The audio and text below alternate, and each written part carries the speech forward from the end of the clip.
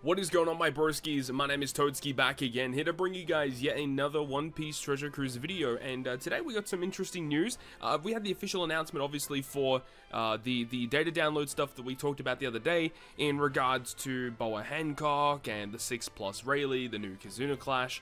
That was all well and good. However, with the data download and now officially put into the game itself, we have a little bit more information in regards to the Boa Hancock, which is just really interesting stuff to talk about, because it is now confirmed that Boa Hancock is not a Kizuna legend. So the Sugofest here talks about that it's a 10% chance to get a red.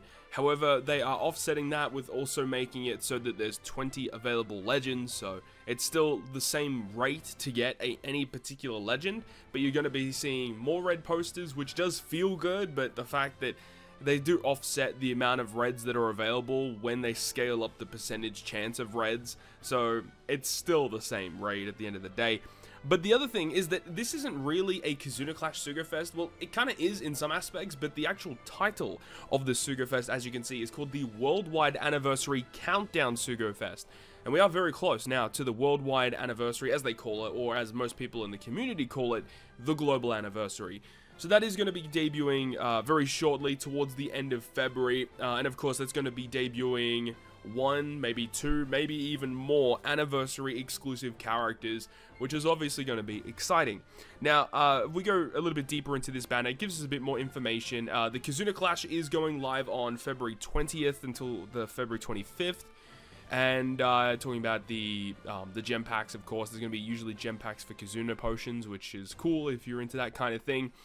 As for the new Boa, there's, I was actually just overlooking this as well. I gotta say, artwork is god tier. Absolutely love the artwork for the new Boa Hancock Sugofest exclusive character. So she's super class cerebral. We all know her abilities. If you guys want to see a deeper dive into her abilities, go check out my data download video for that character.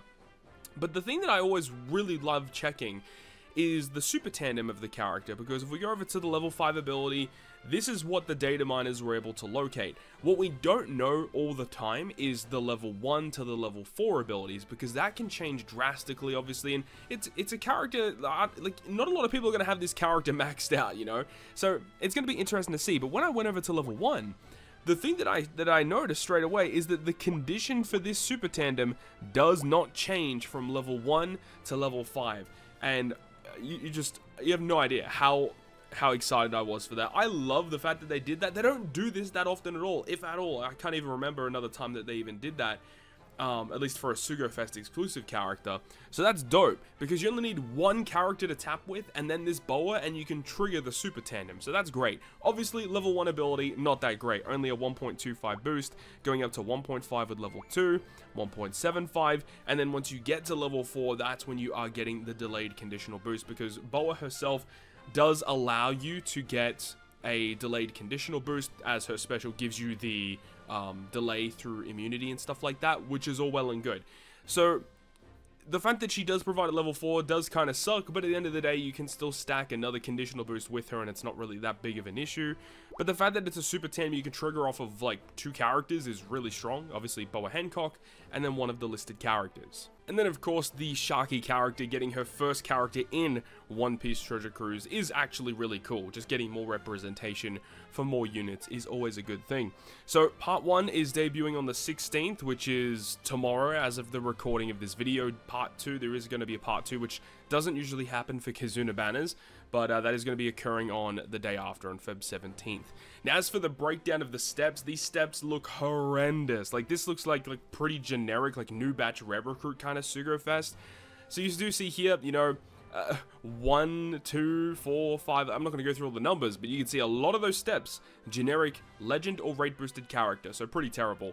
3, 7, 13, 16, 24, 28, guaranteed legend, 10 and 20 are limited pool legends, and the 30th pool, if you go to 30 pools for this Boa, I think you're a crazy person, but hey, it is what it is. I'm sure some crazy people out there are going to be able to do that. 30 multis guaranteed Boa, obviously, don't do that, but it's there if you want to go ahead and do it anyway.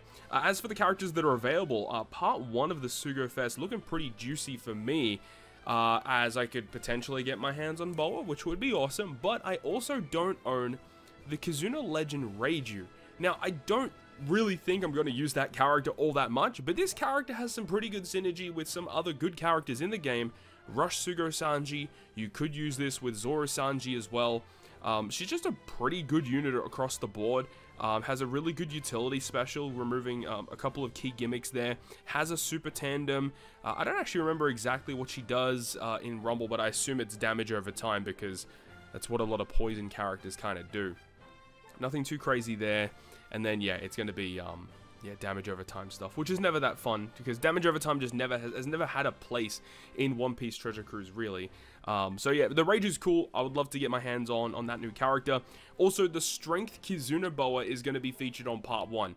This is a character that not a lot of people actually have, and is actually very good in Pirate Rumble. More importantly, just due to that Rumble ability, giving strength teams really good defense and HP, and then you also get a little bit of speed. But more importantly, Strength don't have a lot of good defensively focused characters. I mean, they've got characters like Legend Jack, I guess, and then you've got this Boa. And then her special is like okay as well. Like, it's typical shooter stuff, like low multipliers but lots of hits of damage. But the big thing there is that you have the chance to perform confusion on opponents, which is really, really good. And also action bind. So, like, this Boa is very, very strong. It's got some good stuff going on. But more importantly, just adding defensive components to strength teams in Rumble, which is a cool thing. And, you know, her effects are really cool, but she just doesn't really see a lot of play. But then you got Toki, and we all know how good Toki is. Even though the numbers and multipliers are kind of power crept a little bit, Toki does still see some niche play. But then, of course, the new Boa seems very, very good. Uta's fantastic. Momo is amazing. You've got Robin and Koala, super underrated. Rayleigh Gaban, amazing. Korra and Law, again, pretty underrated, honestly. Usopp and Yasop, really nice to have. Super Tandem Law, really good. Like, this is a really good bait Sugo Fest to get people to pull right before the global anniversary, so I get why they're doing it. So we move on to part 2, which is a little bit different. I mean, you can see the limited pool characters here. Again, like, all these characters are actually really good, so that's a good limited pool step right there. But if we scroll all the way to part 2, so part 1 had basically all free Spirit Legends, and now on part 2, they're focusing a little bit more on the cerebral side of things. This time around, they've got Legend Ein, who is not great, honestly. Croc and Dofi, they seem interesting on paper, but they're not actually that useful overall. And Sanji Pudding, they still have some okay uses for sure. You've got Boa, of course, the new Boa. The Reverie waifus, not that great. Ulti Black Maria, we'll admit, pretty underrated. They're a good unit. Queen is very good. Hawkins, not good. Sengoku, too niche, honestly. Film Red Chopper's good. Hiyori's good. V1 Black Maria, little mid, I would say. Not great. Robin Jinbei, fantastic. Usopp Yasop, but it starts to snowball into some other stuff there. I mean, you got V3 Rayleigh getting that 6+. We'll talk about him soon as well. V1 Shiroshi Manchuri, still see some niche usages here and there. You got Robin, and then you got Korra and Rayleigh, who are some of the best supports in the game, so you want to get your hands on them, of course. And then the limited pool step restricting you to that. I mean, definitely when you compare the two parts, Part 1 seems way more enticing, I think. I think the restricted characters on Part 1 just seem better overall, but there are definitely some good units in here, no doubt. So yeah, you got some other Kizuna Clash characters as well, giving you a bit of a rundown as to what you should be expecting here. But, you know, this Sugo Fest is just a big bait for people to try and pull right before Global Annie, and we've obviously got this banner debuting as well. Is this at the same time period? This is also debuting tomorrow at the same time, which I don't know, a lot of people are going to try do some pulls on this one. Again, if you haven't seen like my beginners video that I made a couple of days ago, definitely check that one out. They've also given us a bit of information about the upcoming Kizuna Clash, where we can get your hands on the Super Evolution skulls for V3 Rayleigh.